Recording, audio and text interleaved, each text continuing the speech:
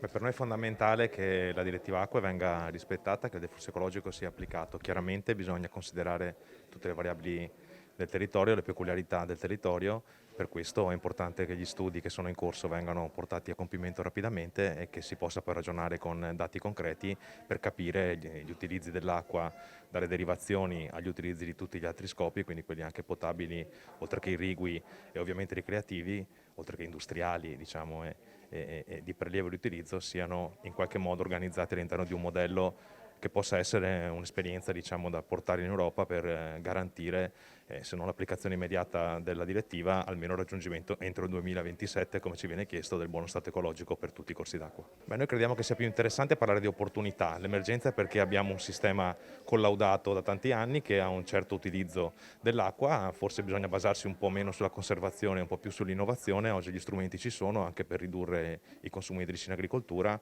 anche per arrivare fino al 50%, già gli agricoltori li mettono in campo, bisogna farlo con più assiduità e bisogna mettere in rete i consorzi di bonifica per fare in modo che gli interventi siano utili dal punto di vista del consumo idrico per l'agricoltura, ma siano anche utili a mantenere un equilibrio dell'ecosistema che non danneggi poi quella che è la qualità dei corsi d'acqua, che è per noi prioritaria. Di buono che se ne parla e che speriamo diventi un tavolo diciamo permanente, quello del confronto con il territorio, con l'autorità. Abbiamo anche degli strumenti importanti che sono quelli dei contratti di fiume, dei contratti di bacino che vanno applicati e messi in campo. Di negativo, diciamo, forse siamo un po' in ritardo, avremmo dovuto iniziare a parlarne molto tempo prima, ora serve correre, speriamo che nel correre non si facciano, diciamo, errori di valutazione che poi difficilmente potremo recuperare.